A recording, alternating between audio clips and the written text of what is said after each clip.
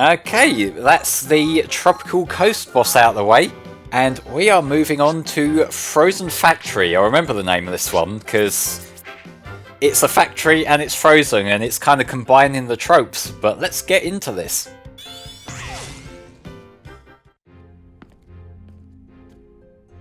Whoa, overcompensate much? That's a Man, penis how many joke. military factories does a guy need? If you weren't always destroying them, I wouldn't need so many. It's your fault I have a small penis, Sonic. It's your fault I have to overcompensate like this. No problem. Sorry you got stuck with a voice chip that looks like it was built by a 2-year-old. I think I liked it better when I was trying to destroy you. Yeah, well, feelings mutual, egg face. Whoa, whoa, Can you whoa. two stop bickering like literal children, please? We're working together. Okay, please remind me. Tails, we need Eggman to shut down his machine. And you don't trust me. He's kind of got us do you? hostage here, yeah. I trust you, Tails. It's just that... No, you don't. You trust Eggman more. Do you know how much... God, this is so contrived and annoying. I don't like this interaction. It just feels so out of character, you know. Nothing bites more than having to listen to this dreadful conversation. Thank you. You bite!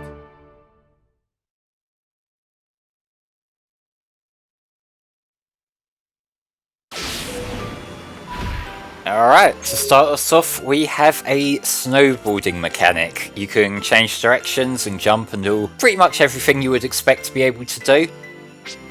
I'll say I do quite like this level opening here. It's not a particularly complex mechanic aside from this little trick system you have going on. But it's nice to be able to just ease your way into the level by picking up some pretty good speed actually, especially once you've made a few jumps and done a few tricks. Like I say, not particularly complex, but you know, just to ease us into things, it is nice to have that.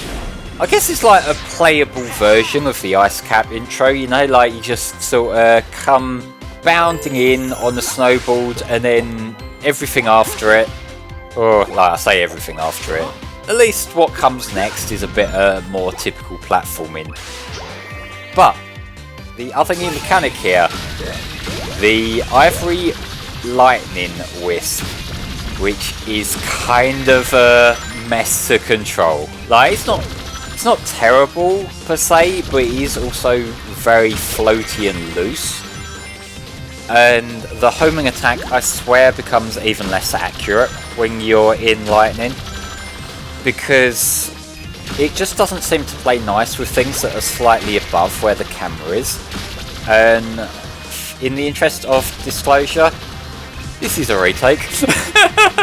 Because I got a little way in, I aimed myself at one of these and it threw me off the edge, and that just kind of threw off my concentration, so I just thought, you know what, I'm gonna start this level again and hope it goes better this time.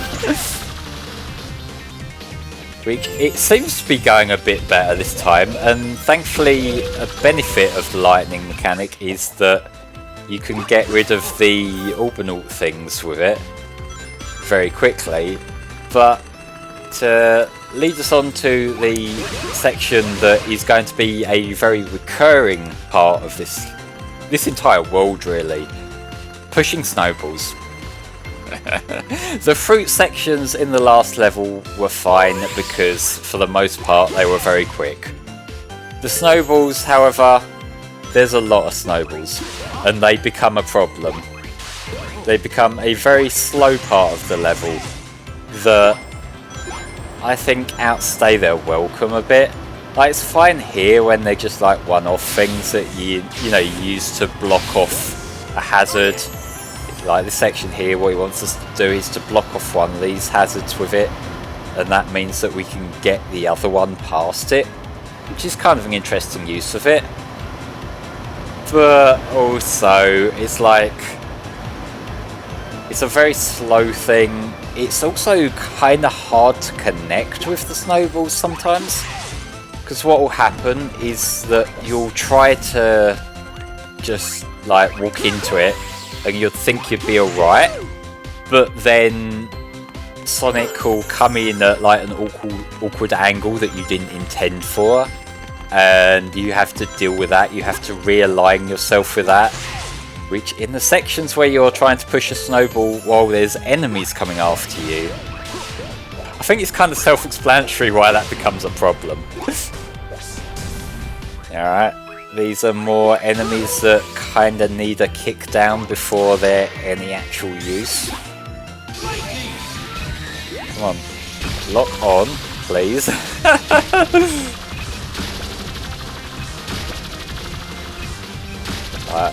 That one there, notice how it just kind of completely skipped over the one that was directly in front of it.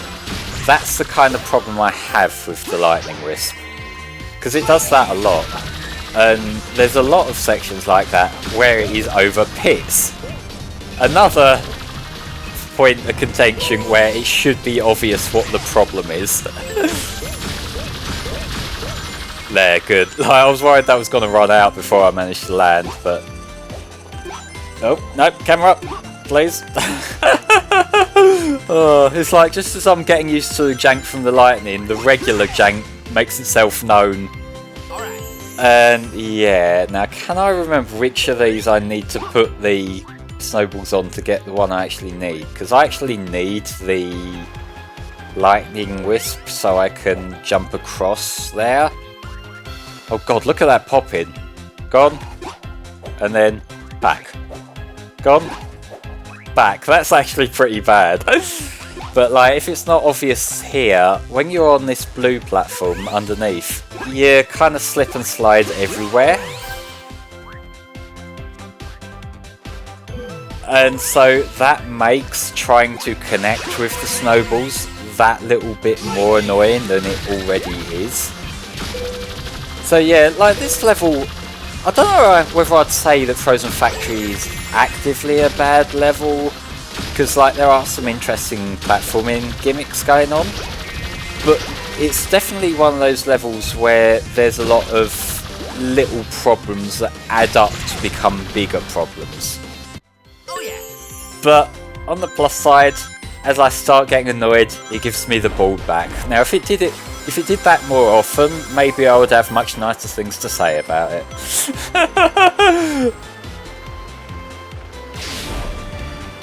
Let's do some tricks and make myself feel better. I know that if you drive into the little lightning homing attack things while you don't have lightning, it does hurt you.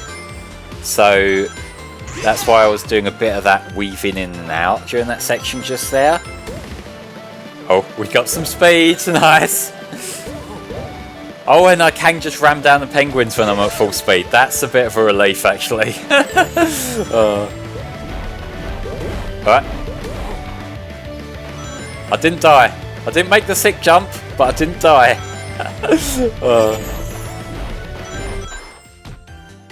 Oh. Alright, I'm gonna try not to die too much here because I've already died a couple of times. And I was trying to sing the snowboard's praises because the snowboard is fun when it goes well. But that doesn't account for the odd skill issue here and there, unfortunately.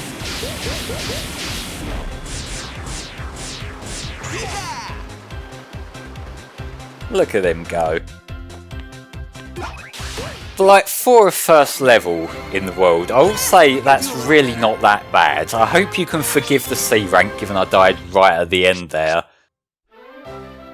That doesn't tend to do that great for your score, but alas, we take it. Yes, I kind of worked out that I unlocked the Ivory Lightning.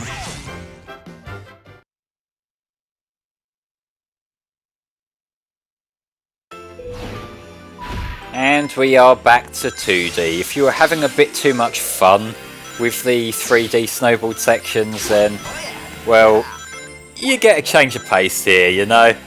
I've got to be very careful because there's a lot of slippery sections here where you also need to do parkour and you need to be able to react at a moment's notice when everything is this soft baby blue colour. So it all sort of blends together. I'm getting my excuses out of the way because I've got to be honest, this level is also a retake. It's just every now and then I have like recording sessions that go like this where the game just wants to be mean to me and it ruins the momentum that I built up. That's fine. I can take being twatted by the odd, like, icy thing. As long as I can get down here without too much issue, that's all good.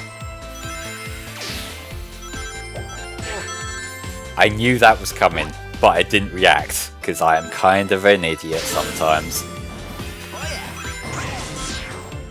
But I'll say something that I've come to appreciate about this game a little bit from coming back to it this much later, is that I remember the main reception for both versions of Lost World when this game first came out was that the Wii U version, it had all its own problems that have been talked about ad nauseum, but it was kind of like the bland one. Whereas this is the game that was written off as just being like outright terrible. And I'm not gonna try and defend the weaker parts of this game, because we've already seen from this part alone that there are some things that get a little bit annoying and can be kind of unpleasant to play through. But when it comes to talking about the games and having something to say for them, this version of the game is like a million times more interesting than the Wii U one. And does that make it better? Does that justify it? Not really. But at the same time, it kind of gives it a bit more longevity than the Wii U version ever did. I'm really not enjoying how this is controlling right now, because the thing is, like, when you do this wall jumping, you kind of have to be in the running motion, but that also makes it harder to control. So you kind of got to pick your poison as to whether you slip down or whether you just have to be on the ball with just responding to anything the game throws at you. It's kind of hard to describe how annoying that is without putting the game in front of you, but still. And also, I still really do not like the fact that the egg pawns are one of the more complex enemies that you have to use the kick for, or like use the charged up homing attack for, because it's like they're fucking egg pawns, you know, like they are the enemy from Heroes that are like the basic mook one. Please let me on. But yeah, that was one of the problems that I had with the Wii U version as well, in the fact that they changed enemy behaviours so much. And they even changed it for the ones that already had established ways of beating them. And in a way, it's kind of like just why this is throwing me off so much. Just imagine for a minute that there was like a new Mario game where attacking the top of a Goomba's head hurt you. That's basically what's going on here. It's a problem, and I don't like it, and I guess I'm doing this section all over again now. Thank you, game. Come on!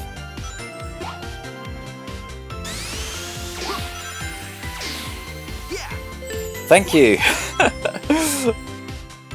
I do apologise if during this world I do go a bit quiet sometimes, because the problem with having the ice physics is that it means things that should be very basic interactions with the level design, and now they take a lot more concentration.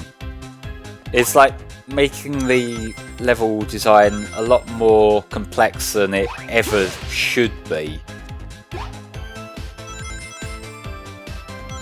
Like, just as a platformer thing in general, I think ice physics are one of the more annoying trends that you get in games.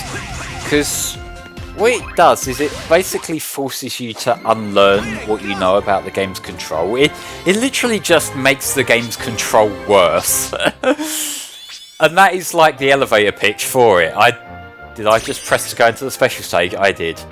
I think I'm just going to quit out of this special stage because I'm not putting myself through this bollocks again.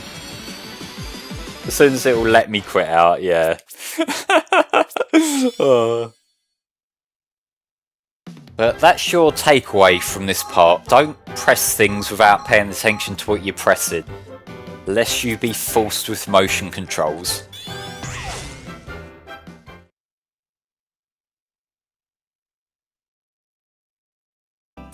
Frozen Factory Zone 3. This is probably my least favourite level in the entire game. And there are multiple reasons for this. Those penguins that we see right now are a good start for why I don't like it. Because not only are they infinitely respawning, but they're also incredibly difficult to target since they move so fast. And you need to kick them before you can homing attack them, which is really fiddly because you need to get the kick to work and not go into a bounce attack despite it being the same button. It's the same bullshit that you have with a lot of the kick enemies, it's just a lot more pronounced here because like they move so much quicker. It's a lot harder to sort of work around them. So they're one problem. The second is that like the pushing snowball thing has kind of outstayed its welcome in the first zone, so bringing it back here it's a little bit tedious to say the least. But also we get up here and you'll see when you get to the corner there, there's more of the slippery slidey texture. That means that this section that would already be kind of a taxing platforming challenge of like trying to steer the snowball around tight corners, it goes from being a thing that you do as just like a typical platforming challenge into something that's genuinely really fucking tedious. And of course the camera doesn't like to cooperate either, because as soon as you get a bit too close to the edge for the camera's liking, it just decides like, actually no, fuck your custom camera placement. We're gonna put the camera where we want to put it. Oh. And this is just the first portion of this level. It gets worse. It gets so much worse. If you want to get another snowball for this hole here and get the red ring, you need to go over that way there. I'm not going to do it. I'm going to try and make this as stress-free of a visit to this level as I possibly can. These snowman heads are yet another reason why this level is annoying. Because they will follow you, they will sometimes attack you from off camera, and also there's no way to actually beat them so they stop pestering you. You have to just sort of stun them like that, and eventually he will just unfreeze himself. So if you've got a particularly tight snowball section that you're trying to figure out, and you maybe like need a bit of time to think, he's gonna cause you problems. So that's just something that you kind of need to be prepared for. And again, this is another section where I think even just having a second thumbstick to be able to work the camera better would it wouldn't fix the problems here, but it would sort of take the edge off of a lot of them. I still think like the ice physics in themselves are just a really bad idea for sections where you have like quite precise bits of platforming to do. Now if you could actually do your automated lock-on, that would be quite nice. But no, I'm not quite sure why it's not doing that, because I've definitely stood further away from a target to get it to full lock-on before, but it's just being kind of a bitch right now. So maybe I have to do one standard attack and then it locks on? There we go. But now he's behind me and I won't be able to see him unfreezing without having to manually turn the camera. But also, if I get too close to him when he unfreezes, he will break my snowball, which will mean I'll have to start this particular challenge all over again. It's like there's so much about this level where it's too much at once, and it pisses away any goodwill the game might have built up for you up to this point. Okay, bought myself a little bit more time. Finally. Now them penguins, if you want to lock onto them, you can attack them normally while they're stationary, but as soon as they've moved, that's when you need to be careful, because if they move, like if they're in motion and you homing attack them, it will hurt you. So that's just something to bear in mind. What you're supposed to do here is you're supposed to bait this guy over to where these rings are. He is sometimes quite stubborn, so, you know, we just have to sort of wait for him. And of course the camera isn't cooperating either. Let's get one kick in. Now we do that. We climb up on him, and hopefully I'm close enough. There we go.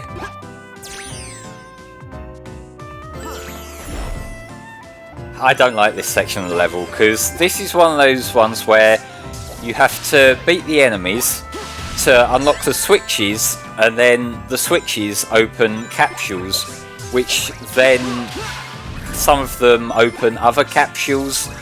It's just a bit of a wild goose chase, and also these sections here, it will try to lock onto the enemy first. Well, no, it will lock onto the switch first, and then once like it goes off of the switch, it will then, like, Sonic will bounce back into the enemy and get hurt, which is really fucking annoying. So I think just stunning the enemy beforehand gets rid of the worst of that. But still, it's busy work. I'm trying to bait this guy over because there's a section we need him for. But again, this is really fucking annoying because I want him to stay on that switch. But, like, the camera is just, it's got a mind of its own. Come on. And also, when you get stuck like that, the way that you get out of it is repeated mashing the A button, which is the same button that is the homing attack. So that's why when I was trying to break out of it there, I would automatically launch on. It definitely does feel like, I know this is like the cringe cliche thing to say, but it feels like there's a few playtesting shortcomings here, and I don't mean that in the usual YouTuber epic reaction, oh nobody playtested this, but it kind of feels like those are the sort of things that the problems here would probably be caught in playtesting in a lot of situations, except there's a chance that they just didn't have enough time to fix information that had been relayed to them from playtesters. That's quite often what happens with these, like, tiny niggling little problems that you get sometimes in games. And that's also why sometimes games start to, you know, like in modern games sometimes you get these overly patronising tutorials, or like sections where the game spells out the answer to puzzles for you and things like that. Quite often that's a product of playtesters said that they didn't understand what to do because, like, maybe the level wasn't obvious enough, or like the puzzle was a bit too obscure. But the developers don't really have time left in their dev cycle to rebuild the puzzle from scratch to kind of address the problem.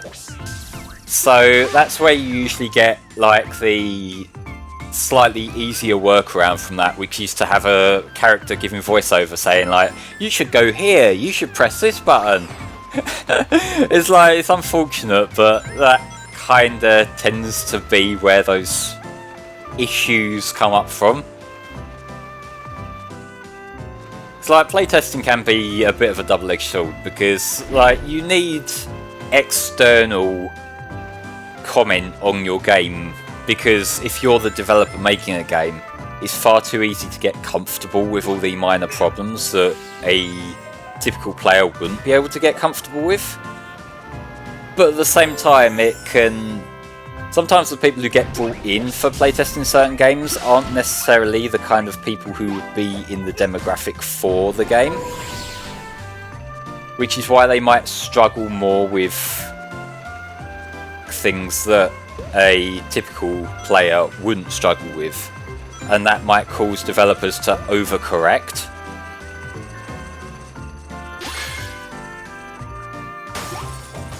But I want to get this guy to get off me back before he breaks my snowball, because otherwise he's going to be a huge problem. That's not what I was trying to do, but hey. But yeah, like, that's kind of where I'm getting at here, in that it's the opposite problem with this game, in that these are problems that developers... Oh, it's broke my thing. Developers who have been playing this game every day as they've been making the level have probably just got used to the fact that, like, say, some of the control is a bit jank. But a playtester would, like, be the ones to confirm that actually, no, this is a problem that needs fixing. It just, maybe they wouldn't have had the time to react to that. And those things are instant kill. I got killed by one of those in one of my outtakes. I got killed by it again here. I'm not happy about that.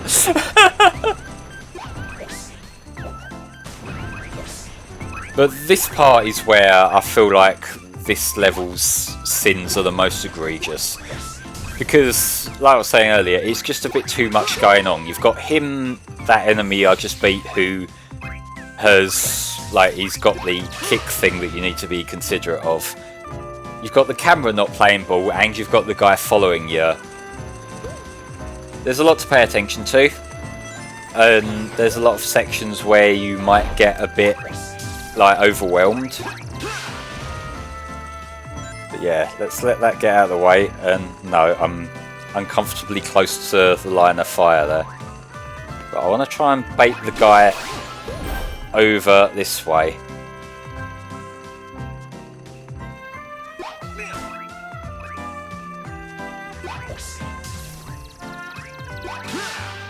Move, move. Okay, cool. It's getting a little bit concerned there.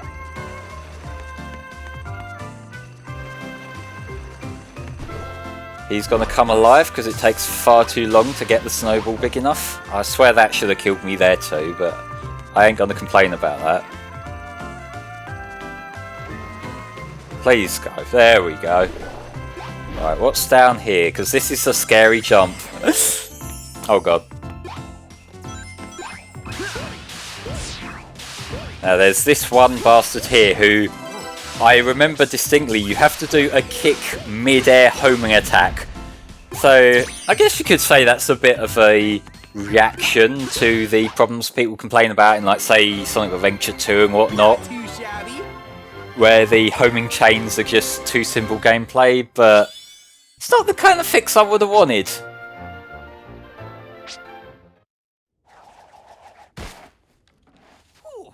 That was cool. Pun entirely intended. Thank you, Sonic.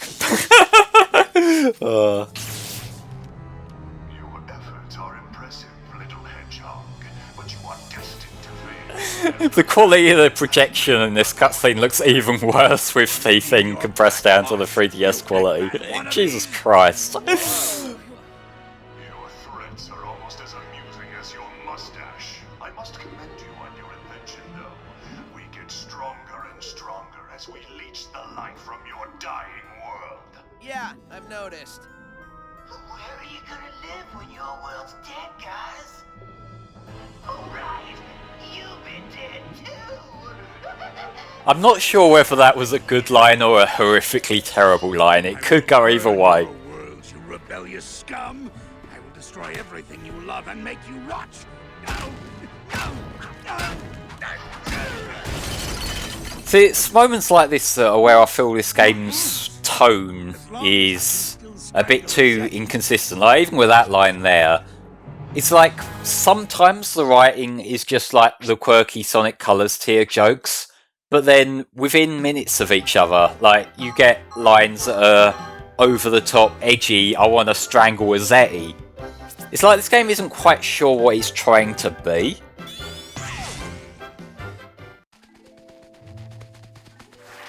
Move it or lose it, snow cone. The last time we met, you ruined my nail art. Women, am I right? Apply a whole new coat. Oh my gosh, are you serious?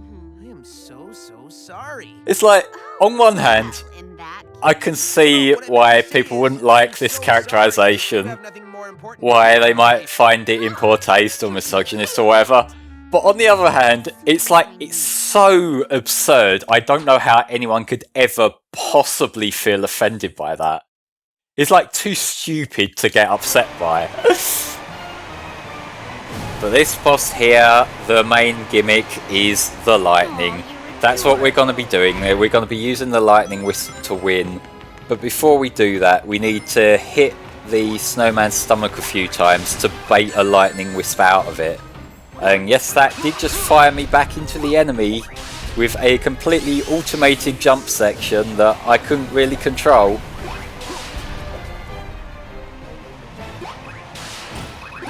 This homing attack will be the absolute death of me, I swear to Christ.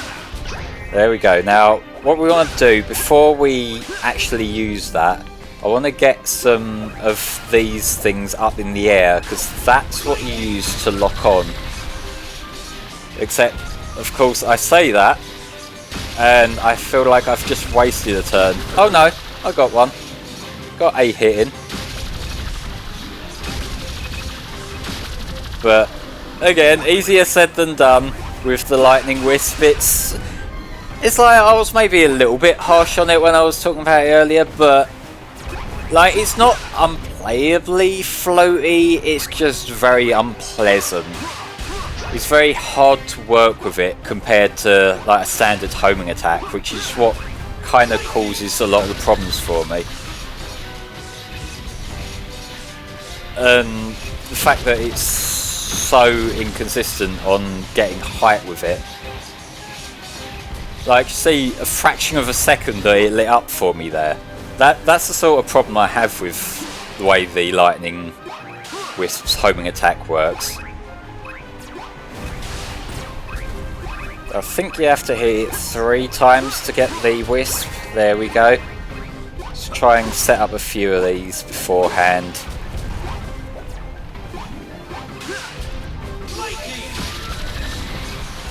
Too far away. Oh no! See, it feels like in the second round, the phase that I missed, it feels like I'd actually set myself up a bit better, but for some reason it just didn't want to register it there. But the time where I was winging it and flying around aimlessly, that seemed to work somehow. And I got an A rank, I suppose probably because of the time bonus. Yeah, that boss, I feel like had the lightning wisp been polished up a little bit, that would have been a pretty good boss. It's just a shame that it's a bit flimsy in that respect. And of course you can't feel your legs, you've got no arms. They're just twigs. But this does give me an idea. I think I know a way to cause the lost hex to implode using null gravity effects. We could destroy the Zeti in one quick stroke. And exterminate every living thing around them. Are you out of your mind? This is so stupid. Collateral damage? What kind of monster? Tails!